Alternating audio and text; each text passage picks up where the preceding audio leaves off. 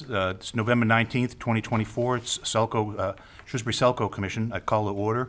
We're running just a smidge late. It's 8:05.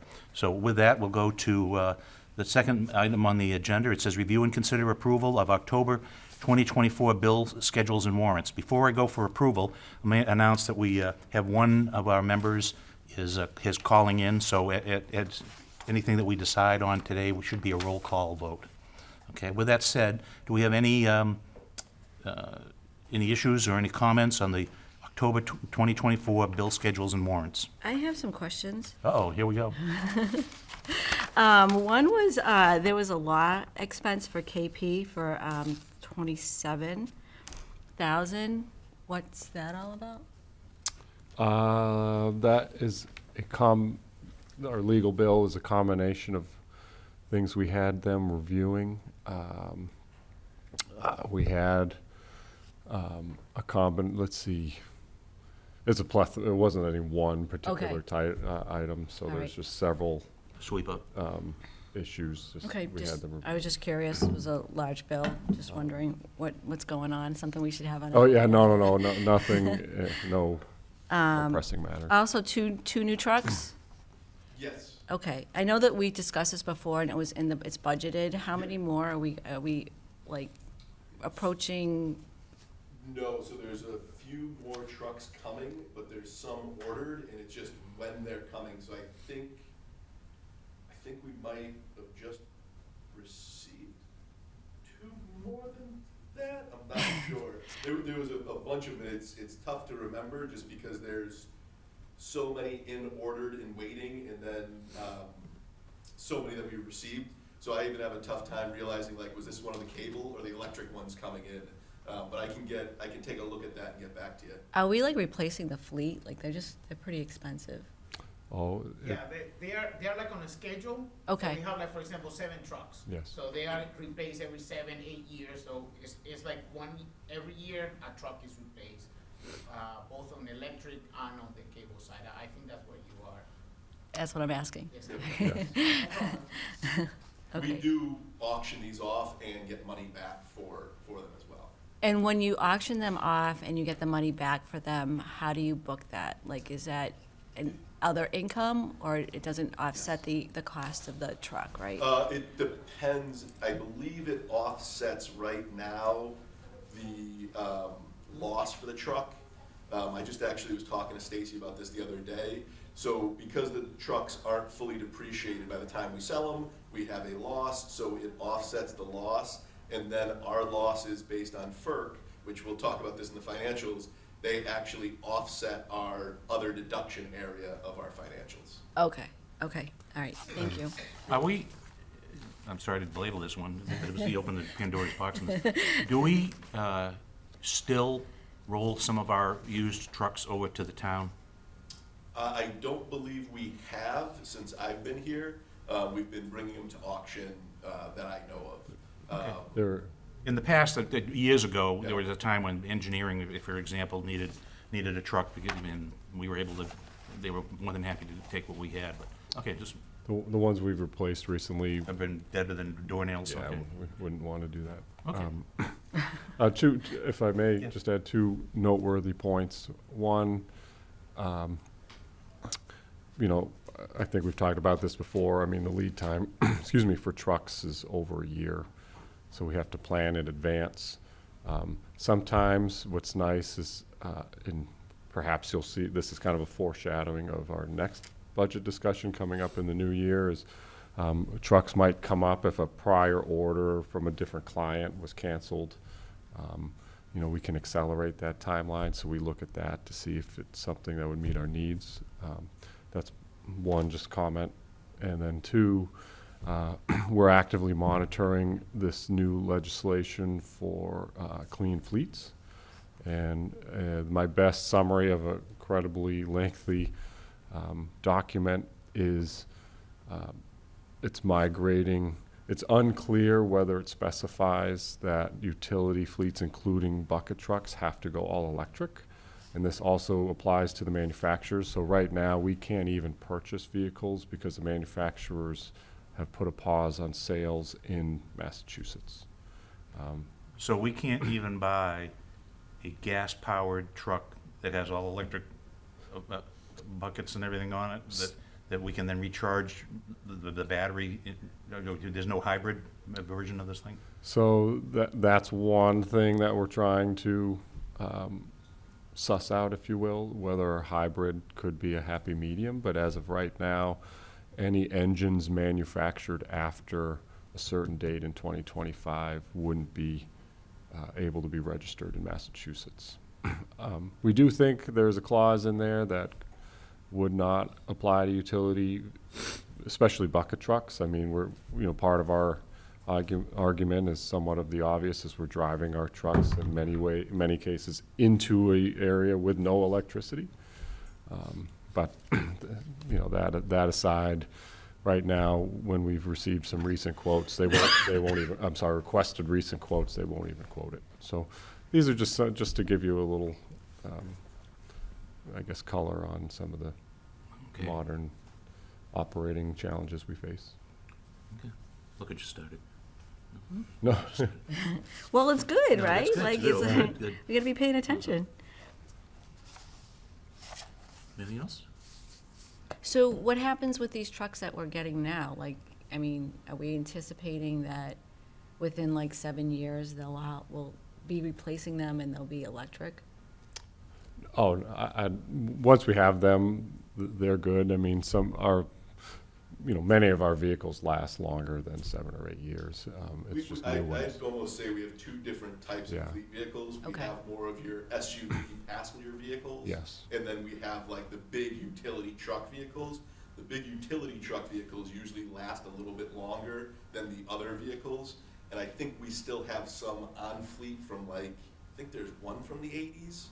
So Okay. stuff like that, that's what's being, those are the big $400,000 trucks Yep. you see being replaced. Okay, We've also modified some of the trucks size-wise because we don't have room to fit them in our garages center. and stuff.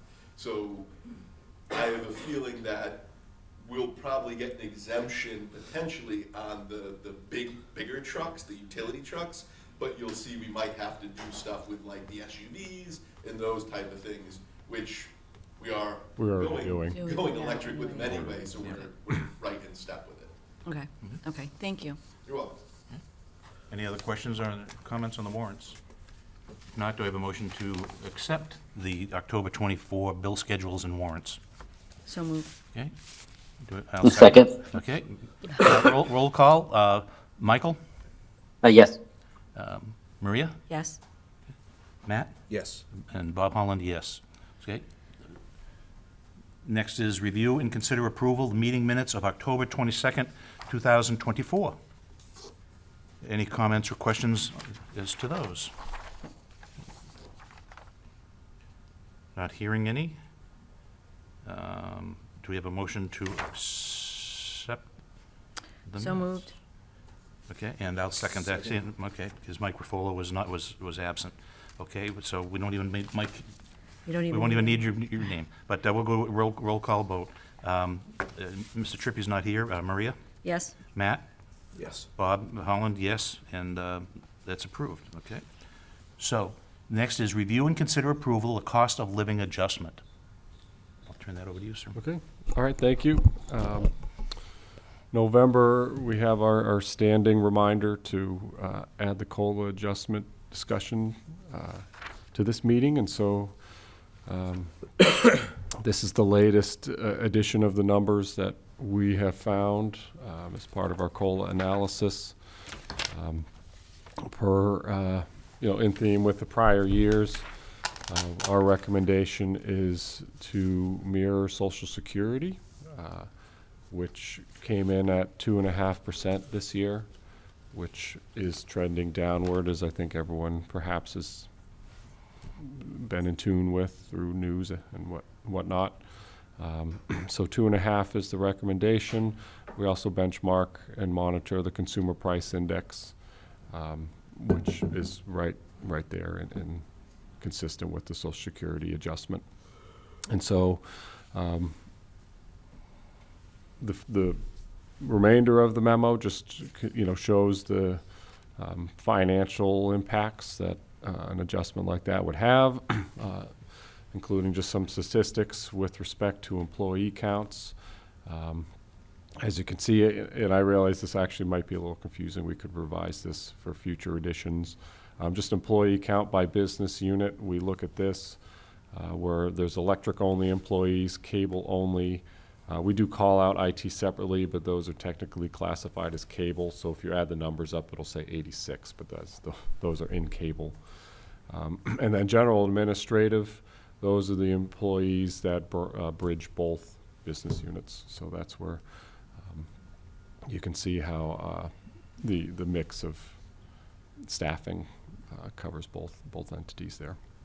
And then through just a couple of different ways to view the financial impacts. You can see the impact on electric through that top table on page 2, where a 2.5% adjustment, where you can break it out by non-union and union. Right there has a total COLA impact of 118,000, and then same with cable.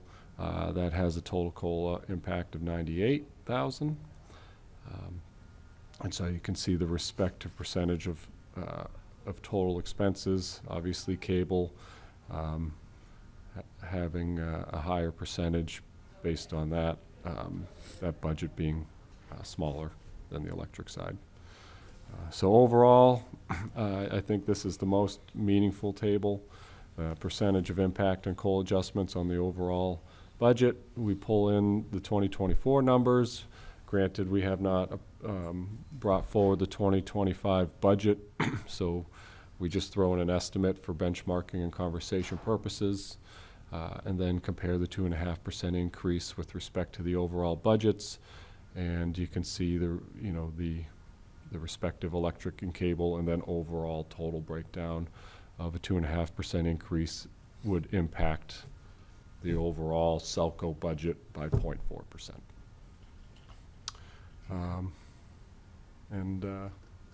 So in conclusion, we're recommending Yeah, I think this is consistent with, in the past years, we've had much higher COLA and whatnot, because we have used the cost of living and Social Security as part of a benchmark for that.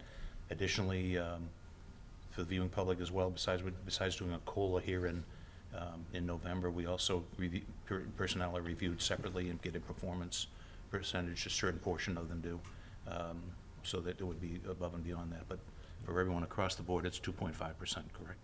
And it seems to be consistent with what we've known. But I'm open to comments and questions or suggestions.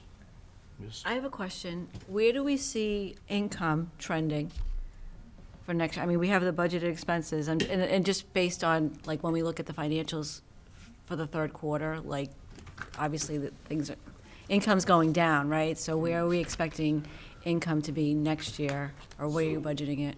We're still working on this on the budget side, but if I remember correctly, on the cable side, we were somewhat steady right now. And I think on the electric side, I haven't reviewed the analysis because that piece of it's actually done by our IR team. But I think it's predicted to kind of be flat. I don't think they told me there was going to be any major increase. But that stuff's all going to happen in the next couple weeks. Okay, so again, just because we're incorporating I'm looking at the expenses are going up, right? And then our income's gonna remain flat, so are we looking at losses for next year, or? I don't believe so, especially on the electric side. We just did the cost of service study, and that was to line up everything so that wouldn't happen based on those rate increases. Okay. The cable side, it's based on our best judgment of how everything will pan out with the switch to streaming and everybody over fiber. But right now, the outlook doesn't look bad for cable. Okay. Any other comments or questions? Just a question on payroll as a percent of total expenses. Is that historically hovered around that 23%? Is there any trend? Sure, good question. Looking back at last year's memo, I didn't go back past that. That number is a little bit higher just because of our switch to stream changed the expense totals, having removed boxes. So, but generally speaking, yes, it's around the 20-ish percent. This is a few percentage points higher. Okay. Hearing no other comments or It questions. does, Oh, that's sorry, right. I Go have a ahead, Mike. question. Yeah, when does this go in effect? Is it a January 1 increase? And I had similar thoughts on or concerns about income. And obviously, it doesn't go on the backs of the increases to employees, but I think it does trigger a broader discussion about, particularly on the cable side, because I think we already know where we're going on the electric side, but on the cable side, you know, the effect of or the increased expenses as against revenue or income. I'm sorry if I missed Jim mentioning this, but we are in an active cost of service study for, for cable. Oh, So okay. we'll have those numbers as well moving into next year. Okay, great. And the effective date of this increase is 1/1, or is it? Yes. Yes, yeah. Okay. No other comments? Do we have a motion to approve 2.5% cost of living adjustment for 2025 calendar year? So moved. Second. Okay, all in favor, roll call vote. Michael? Yes. Okay. Matt? Yes. Maria? Yes. And Bob Holland, yes. So that's approved. Moving on to the next is review the quarter 3 financials. God, you look older than I do. Good morning, and thank you for bearing with me because I hurt my leg. I don't know how, but it is in searing pain today.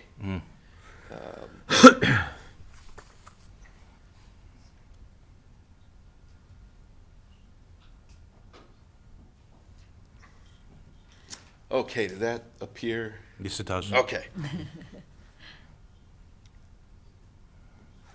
So we are going to be going over the Q3 2024 financials.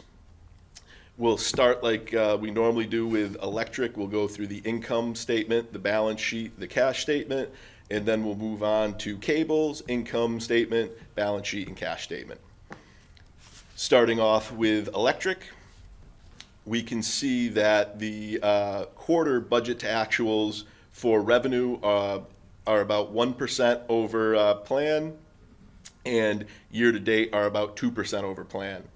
The operating expenses are about 2% over plan for the budgeting quarter, and are under plan about 3% for the year-to-date, bringing our net income for the quarter at about 1% over plan, and it is drastically higher than that for year-to-date at a over 400% increase. Now, the reason for that is we're budgeting losses, and based on some of our expense control, we were able to reduce that and make sure we were kind of in line. And right now, this puts us on track for about 2.9% and in target for our net income. Looking at our year-over-year, our operating revenue from a quarter-to-date perspective is about 10% below 2023. And year-to-date, almost about 20% below.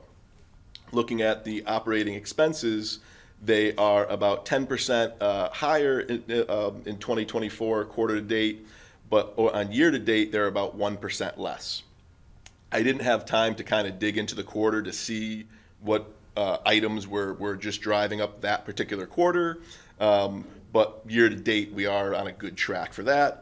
And then jumping down to our total net income from operations, quarter to date, we are below plan about 75%, and year to date about 84%. I'm sorry, year over year, 84%. Taking a look at our balance sheet, we can see our total current assets have decreased year over year, about $5 million. This is because we transferred about $4 million over to our rate stabilization. If we take a look at our non-current assets, they have decreased about $4.6 million year over year. This is largely due to the net pension asset stuff And that is, just to remind everybody, the calculation that we get from our pension and auditors at the end of the year to do our adjustments. And this brings our total assets to about almost 10 million decrease year over year. Looking at the liabilities, total liabilities decreased about 4.5 million. And then looking at our earned surplus, it decreased about 5.2 million year over year, bringing total liabilities and earned surplus in line with assets for a decrease about 9.7 million. When we take a look at our cash statement, we can see we have in our cash balance ending in September for our operating fund is about 4.6 million, and our overall is about 14.4 million. This is about 2.5 million below the start of the year. And this is kind of what we expected, and we're hoping the rate increase that started in October will help pull this back up. Any questions for electric? Okay. The bottom line for our viewing public, are we looking okay? We're looking good. The increase that came with the rate increase for October, I think is gonna put us right into line where we wanna be. And right now, I'm a little behind on some of our budgeting stuff, but I have a feeling we're gonna actually see some good budgeting trends for next year. I'm always positive every year around this time, but we'll see. Any questions on the electric side before he goes to cable? No? Maybe just a little bit more color to, to Bob, to your point, just because, when you hear things like 75%, 84%, it's significant, very significant. Could you just add a little bit more color to the? So some of that is, when you're looking at like the quarter to date numbers, those are just timing type things. When you want to take a look, when you're looking at the year to date stuff, that more is showing the full, there's no timing impact on that. When we look year over year, why we dropped like the 84% in net income, that 100% is because in 2023, we didn't adjust our GTA to lower it because we weren't sure about the variable prices coming for the revenue. So if all of a sudden the cost of purchase power increased drastically, we would need that revenue to cover. Our plan going into 2023 was if we did have extra surplus, that's a perfect opportunity to bolster up our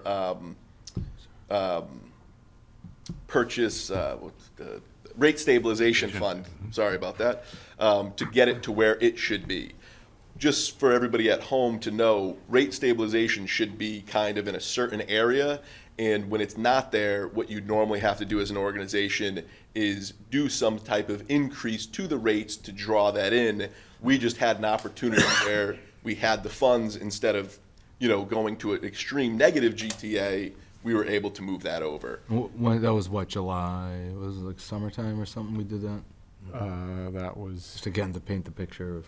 Yeah. yes, that was summer. I'm trying to think Whatever. which month. Sometimes, yeah.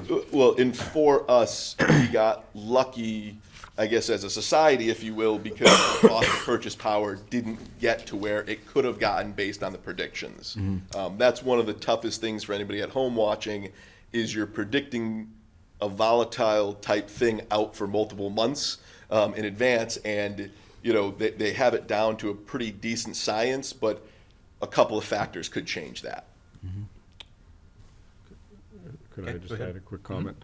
And just to your point, I guess when I look at these numbers too, the year-over-year comparisons in many ways I think show that volatility in the market dynamics we're trying to react to, and then I turn to the budget year-over-year comparison, because as Jim was pointing out, we do our best to forecast all of that, and then when we present the budget, it cushions that volatility, if you will. And so I try and make sure our budget year-to-date numbers are in line with what we're hoping for in terms of variance. Okay. Okay, let's go on to, Okay. Moving on to cable, or as we'll have to call it soon, communications or fiber. Yeah. Looking at the income statement, the quarter budget to date, total operating revenue is about 1% below plan, and budget year to date is about 2% below plan. When looking at the total operating expenses for the quarter, they're about 10% above plan, but from year to date is about 2% above plan.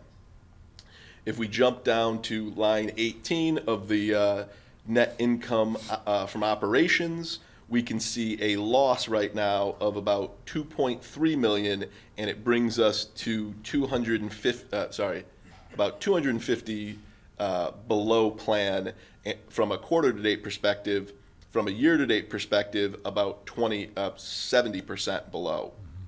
Now, just to take a second and stop to go over this, this is 100% to do with our retirement of certain assets when we moved over to streaming.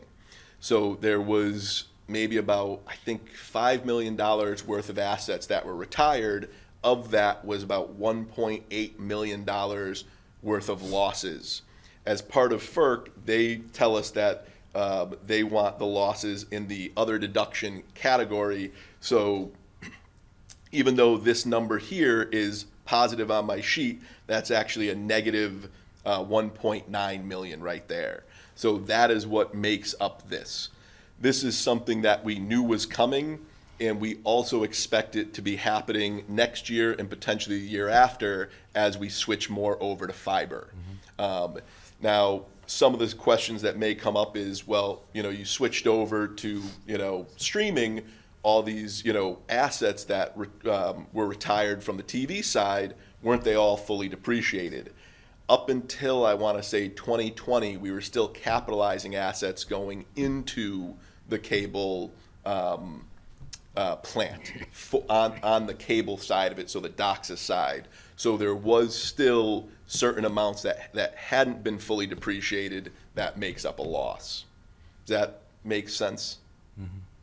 Did we retire more than we anticipated, just because I'm looking at the variance in the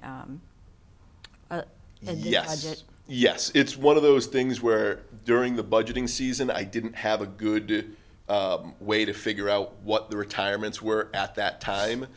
For next year, I'm hoping to be able to get that tighter, because we weren't sure where we'd be with the fiber to the premises project as well. So it was under budgeted from a retirement perspective. That's one of the areas we're still working on, how to get that more accurate. Also, Jim, just to protect yourself here, we weren't sure if we were going to be able to push out everyone migrating to stream, right? There was still, like at the first of the year of last year or this planning phase, we were still like, hey, maybe we can push it out, which ended up not being an option. But that was wishful thinking. That couldn't happen. So It's okay. So now we'll take a look at line 21. This is the non-cash pilot contributions, and this is the IT portion of the income statement. You can see we're on quarter to date, we're below plan about 189%, and from a year to date about 38%. We're still working on the best way to budget and make sure all of the actuals are following perfect with this. So this is hopefully going to get tighter every year as we get better with that. And then taking a look at our net income total from a quarter to date, we are below plan 264%, and year to date about 75%. Once again, this is kind of a fictitious thing because it's more of a loss of assets than it is us being in a bad financial position. Well, it's not a use of cash. Exactly. Now, taking a look at the year over year, from a quarter to date perspective, operating revenues are down 9%, and year to date are down 8%. Total operating expenses are down on quarter to date perspective 5%, and year to date about 1%. Taking a look at line 18's net income from total operations, and again, this is because of the retirement of the assets. we are below plan on a quarter-to-date perspective about 300%, and year-to-date about a little under 80%. Taking into account the IT stuff, we are now quarter-to-date below plan 192%, and year-to-date about 75%. This brings our total net income after the adjustment from a quarter-to-date year-over-year perspective, a little over 300%, and year-to-date a little under 80%. Taking a look at our balance sheet, our current assets year-over-year have decreased about 800,000. Some of this is due to the spend of the fiber project. Looking at our non-current assets, you can notice an increase of 1.8 million, almost 1.9 million, and that is also contributable to the increase in assets due to the fiber project. This brings our total assets increase to about 1 million year over year. Taking a look at our total liabilities, year over year they decreased about 600,000, and our earned surplus has increased about 1.7, bringing our total liabilities and earned surplus in agreement with our assets to an increase of about 1 million. Taking a look at our operating cash, as of September, we had about 19.4 million in our operating fund, and our total available funds were about 47 million. We're still showing the bond funding, but that's pretty much all used up. I just haven't done my analysis that I do yet, just to show and prove out for the auditors that we have used all that funds. But I fully anticipate, based on what I'm seeing, that all that money will be transferred into operating cash and used up by the end of this year. And some of the reason why we haven't seen a massive decrease in depreciation funds is because we've been ordering stuff and they're just on supply and we haven't paid for it yet. So it's just we have all these IFBs out there and we're just waiting for the bills to roll in. Now, the bond fund, what was that, 18 million? It was 15. 15 million, okay. Any questions? What's happening with the old cable boxes? Like, if you've taken them back, like, you have a cost to recycle them, right? Yes. So we have a couple different companies we use to recycle equipment. I believe one might be for those cable boxes and one might be for the other types of devices. But we do make payments and receive money for any scrap or if there's any value that they supply back. Okay. But you're not, like people can just recycle them themselves. You don't have to take them back. Like, what's the preference? Do you still have your cable box? I do. Then bring it in, because we'll recycle it for you. This way, like, from a standpoint, people should just bring them in, because we'll recycle them and make sure it's done properly. I just don't want to see people throwing them in their garbage cans and that type of stuff. Well, that goes too, because, I mean, over the years, people have collected a number of connectors and cables and whatnot that, they no longer need, and we're willing to take them and recycle them. Yep, we'll take the stuff, but at the same time, that's more, you can do what you'd like with it. The actual boxes, I just want to make sure those don't end up in a landfill. We'll recycle them properly. Good. Any other questions? With that Thank you. Okay. With that said, do we have a motion to, well, actually, we're just reviewing your, and thank you for your service. Thank We you. hope you feel better. Thank you. And I apologize, I'll be exiting just so I can go Yeah, fix everything. Nice. everything is everything. Okay, take care. Okay, with that, we roll into the ever-popular general manager's highlights. Thank you. Excuse me. Okay, so legislative bits. Sorry about that. So I threw in the theme for the legislative bits is just kind of some of these headlines that caught my attention regarding energy prices overall. So you'll see a few of these. I do sort it by date, not necessarily topic, but I thought of, looking at gas heating, not only from the perspective that there are still quite a few homes in Shrewsbury that have gas heating, but also in general, understanding the natural gas markets and how they might impact overall electricity rate through our generation contracts.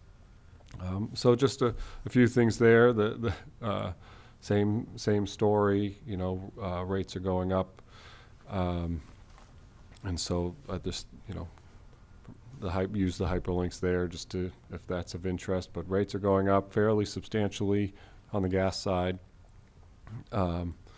And then same type of theme. You see a general trend upwards with rates, and so other states like Connecticut are taking a closer look. So that's noteworthy. I threw in this one. I caught my attention. Hydropower accounts for roughly half of the renewable energy generated in Maine. As you may recall from our power supply policy, in our portfolio, we do have these hydro contracts and leverage the Maine Class 2 RECs as well as part of our pathway to 100% non-emitting. So we do monitor this as well, just because it might be in Maine, but again, it has an impact on Shrewsbury. So we have a vested interest in making sure these plants are recertified and maintained. And then just for some additional, Ask a question relative to hydro. Yeah. Does MWEC have any involvement in the NECEC project? Will we buy any hydro Quebec? yes, move closer to here. Sorry, That's I right. couldn't have been further away from the mic. No. So yes, leveraging MWIC, we do. Yes, the Hydro-Quebec projects, we're actively involved in that.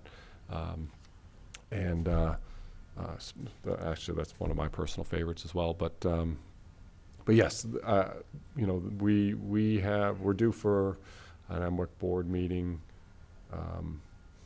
in January. But yes, we do. The short answer is yes, we do monitor participation in all of those types of projects. Okay. Our latest topic of discussion, not to change topics on that, but is also transmission. Yeah. We've been looking at transmission very closely. So, As an investor in merchant transmission projects? well, merchant was one of the options, but even more so, some of the PTF projects that are out there, and kind of getting Public Power's foot in the door as a part owner in some of these upcoming transmission projects. Well, especially if you can get in the transmission, because we get part of those fees. Yes, but sorry for it's segue from hydro, but to transmission. So that's all related. It's all, yeah. And then I just threw in some other contextual upgrade articles from the IOU side, just related to grid upgrades. I think it doesn't have obviously any direct impact on us, but this is just being mindful as you see our crews out there. We are performing these same upgrades, and we feel like we're very effective at that in a cost-effective manner. Another natural gas. So those, we continually look at our power supply portfolio to make sure we're appropriately hedged as well. And again, different articles just all rolling into the same theme, which is natural gas prices are going up. Well, I love how the mass save is causing the rates to go up. Yes. A total opposite of what it was supposed to do. Yeah. Yes, you have that. The Mass Save article. There's more to those types of programs as well. They're looking. The state is looking to revamp the Mass Save program. That's an ongoing discussion that we participated in as recently as yesterday. One argument with it, and I definitely fought this fight for many, many years, but while the rates go up, the use goes down. So therefore a net cost savings. That's how they justify the 3-year plans of what's the overall bill impact versus rates. So if you didn't do it, you get harmed by the program, right? Because you're still using the same amount of energy, but if you did, you realize a net savings. through Right, the if you, reduction. like, if you use Mass Save, and you were heating your house with gas, and you Yeah. went to a heat pump, Right. you're only using the gas potentially to, is a booster, and so your gas prices go, they can raise the price all they want, but you're not gonna use that much. Right. And when you're in Shrewsbury, with Selco and electrical, to run your heat pump, it's a net gain for the consumer, but, Yeah. but the gas companies are gonna hike their rates. Yep. Because nobody's using it. And there's a ongoing thing in Massachusetts, the Energy Transition Task Force, I think is what it's called. I'm participating in it, and it's all about this conversation and natural gas. But to, like, as something I raised the other day, to your point, Maria, between energy efficiency and sort of the added cost, we're a little outside that bubble as a public power, which is how our rates are so much lower when compared to others. But if you look at National Grid, Eversource, the percentage of the bill to pay for those offsets, to pay for the credits or the Mass Save program, is that, when you look at one of those charts that just shows the spread is going like this, and it is, you look at the gas pressure, not pressure of the gas lines, but the pressure on the bill impact, the upward pressure on the bills, that where, what's the breaking point, right? Because it's getting, in the expenses that we have coming for transmission, everything else to accommodate for the energy transition, and then you're talking about shutting down Everett Marine Terminal in the future, and what is that then gonna do, certainly in Eastern Mass? It's a mess, and it's not gonna get any better, so, that, I'm hypersensitive to your point of at what cost and at what pace do we do this transition? That's the big thing. Okay. Yeah. Anyway, Lead talk about on. digression. No, that's what makes it fun day in, day out. Happy I brought it up. Yeah. Okay, and so I guess just moving on to more local matters. No major HR updates, so you see that there. In many ways, that's a good thing. So some of these, again, in the interest of time, I think you're aware of most of all of these. Just an interesting thing that I point of pride is our ongoing mutual aid efforts. So you'll see the second bullet point in this communication section is the community advocate interviewed our line supervisor, Sean Quinlivan, about the mutual aid efforts. The crews that we sent down there did an excellent job, and we were very well represented. So we're very proud of their participation in those efforts. So I always like to try and call attention to that. We have a revamped website, if you will. So if you haven't been on the web recently, take a look at it and click around. And if you have any feedback, please let us know. Just a couple other areas, the Smart Energy Consumer Collaborative, writing articles about SELCO and the member spotlight, just points of pride. We're in that time of year again with Share the Warmth. I think that's kind of a noteworthy bullet point as well, where we're looking at adapting our communications with that. And the paperless billing. So it's somewhat of a catch-22, as you can see there, where getting the mailings out, or getting the notices out, are a bit of a challenge with paperless. So as you can see, our starting balance is a little bit lower than normal, but we're making the adjustments as necessary to try and boost that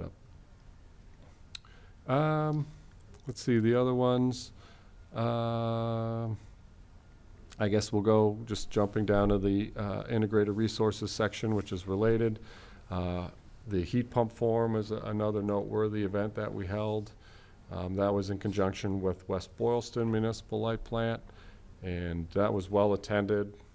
And I thought all feedback was positive. Back to the discussion we just had, getting the general public more educated on heat pumps and navigating that process. I know for many it can seem complex and daunting, and so these types of events have been held in other areas as well, and all have shown to really boost adoption and understanding and help folks evaluate how they can apply heat pumps to their own personal circumstances. Another good one, the Smart Energy Provider designation from APPA. So that one's just, as you can see in the text there, demonstrate leadership and commitment to the areas of energy efficiency, distributed generation, and sustainability. So that's another designation that we're always proud to receive. And then related to that, we had our own Patrick Collins present at the Beneficial Electrification Leadership Summit, which was conveniently held in Worcester. And I believe we also had Rick speaking on some communication matters in that same conference. So we've been well represented there. And then moving on, just on the operational updates, we're about, as you can see, 49% deployed on these AMI smart meters to some. So that they're doing a great job progressing there. So at 8,200, they're marching right along. Are we currently it's at 49%, can we use any of that information that we're now getting? Or do we have to wait till we're totally AMI before we start really using it? Good question. I can answer that. So we can start using it now. So all of that AMI data gets uploaded into a meter data management platform, and then we can use that. But to your other point, it is not fully effective until we have all of the void, but yes. Okay, so we're having a major weather event Thursday for rain for the first time.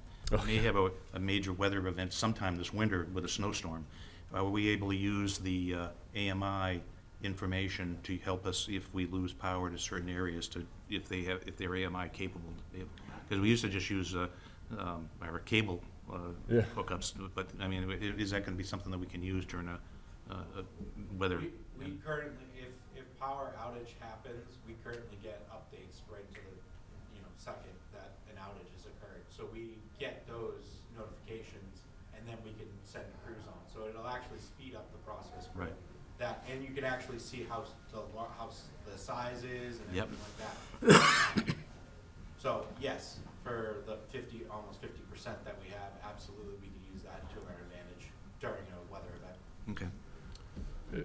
And I guess that's a good point of specific use too. And obviously, if an individual premise has an AMI meter, it's collecting that power quality data, which we can analyze for system conditions and things like that. But then there's the other in aggregate load analysis and things like that need to be a full build out to get all of that aggregate information. And then, as you can see, just the ongoing operational updates. I think I guess I'll call attention, the solar at the police station is in the permitting phase, as well as some additional trenching for conduit and equipment starting in December. So that is continuing to progress to the ultimate point where you just put some panels on the roof. But all of this prep work is happening behind the scenes. And then I think that's, the rest are pretty routine. And then moving on just to the broadband side of things. I think we may have talked about this before, but perhaps not. But we talking offline, not related to any of the recent Netflix outages or there was some YouTube TV incidents. That's not related to us. In fact, SELCO Stream stayed strong through all of that activity, but related to these two dates here, November 1, around 6:30, we had some pixelation on those local channels. So I just wanted to speak to that briefly, which is, with the shift to stream, and even before that, with the migration of satellite-delivered signals to fiber-based, we're also at the mercy, similar to the electric side, where we're tied into the regional transmission system. We're also tied into the, quote, regional transmission system for broadband as well. And so, as you'll see here, this cogent outage, this is equivalent to a transmission-related outage upstream in other areas of the country. So you can see there was a fiber cut that creates congestion similar to before the other outages that were created by the hurricane causing congestion. This happened to also be a fiber cut several states away. So these are things that we're monitoring, and we're looking at alternatives to have diverse pathways. So a fiber cut in Cleveland can be rerouted through Canada. That's actually a real example. So it's just the next iteration of how we're modernizing the system and then making it resilient. We're helping out Sterling. They've had some sudden staffing issues with the passing of their network coordinator. So, our version of broadband mutual aid, if you will, as opposed to sending a crew down to a hurricane. They have a very similar system to ours, so we're helping them make sure their uptime for their customers are manageable while they address their staffing issue.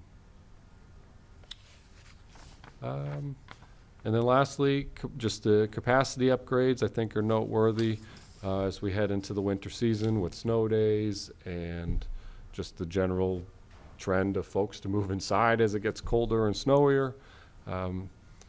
These areas that are still on the old coax system, we have not forgotten about that by any stretch, so we also are providing those upgrades to make sure there's sufficient bandwidth on the legacy side while we continue to deploy the fiber in the meantime.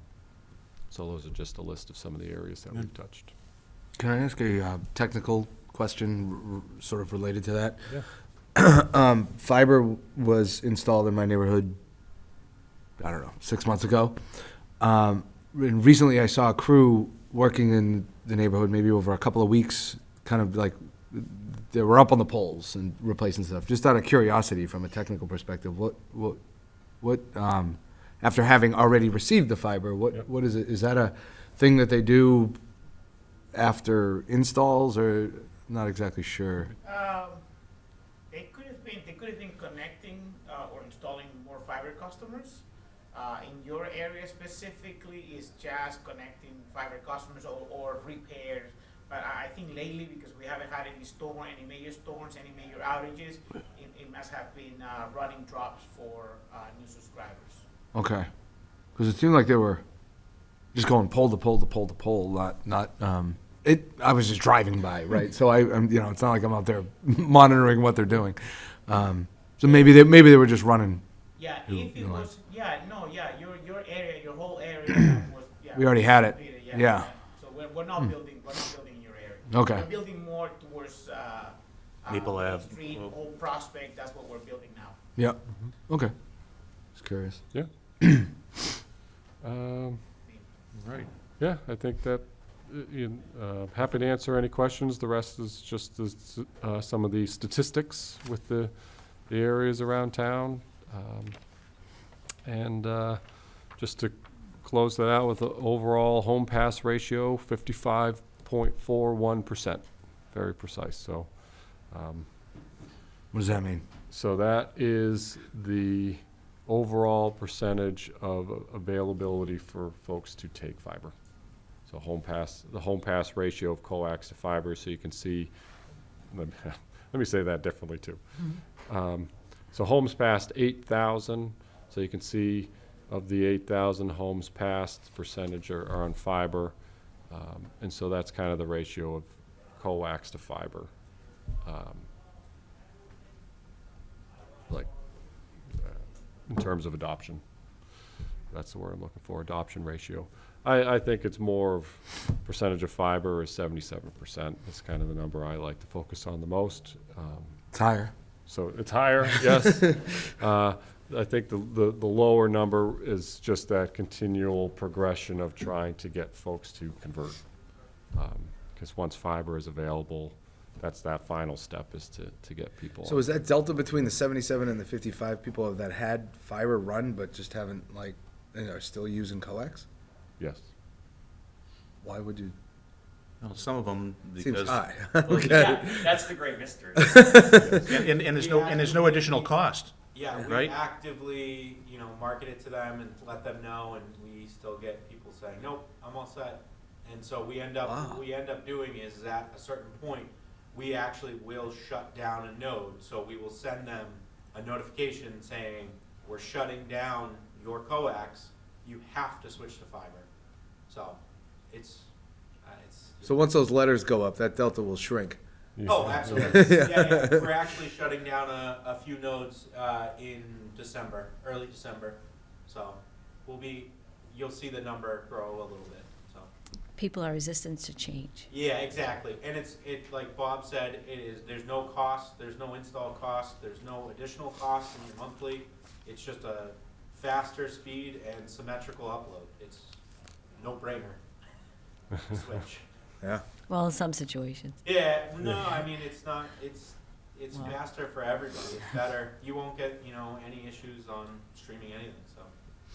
Well, and you're additionally working for those folks that we found that we don't run the fiber through their house if they've got a finished basement and whatnot. Yeah. So there are those challenges that, there are some people who have been handcuffed, for lack of better words, until they can get somebody to come in and run their fiber through their house, until we get into the mesh business. Yeah, we'll have an update on that soon, but yes.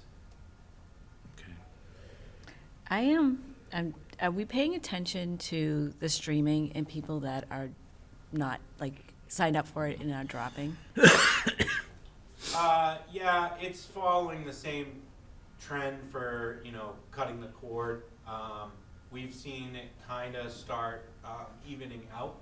So, over the next year, it seems like it's going to be about the same as we've seen previous years. It's kind of minor, but we're keeping tabs on it. We're making sure, Yeah, just curious, because at some point, you're looking at efficiencies and how cost effective it is to have it, and It's still cost effective. We're still above all the, minimums for the agreements that we need, so we're in good shape. okay. Okay, well, with that said, I'll move to adjourn the meeting, but before I say the schedule, the next meeting is at 8 a.m. on the December 17th, 2024. Does everyone concur that that's a good date? I'm sorry, what was it? It's December 17th, Oh, right. Yeah, I have it on here. It's in my schedule. okay, at 8 a.m. Mm-hmm. Okay. Does that work? All right. Michael, you on? Does that work for you? I think he hopped off. Yeah, he said he had to leave when this, okay. Okay, with that said, do we have a motion to adjourn? So moved? Okay, do we have a second? Second. Okay, at 9:04 a.m., or p.m., I should say, we are, oh, a.m., jeez. Can you make it here for 8 No, o'clock? that may be a wrong 12-hour period. With that said, the motion is, we have to go roll call, I'm sorry. Maria? Yes. Bob, yes. Matt? Yes. Yes, and Michael's off. So with that said, thank you.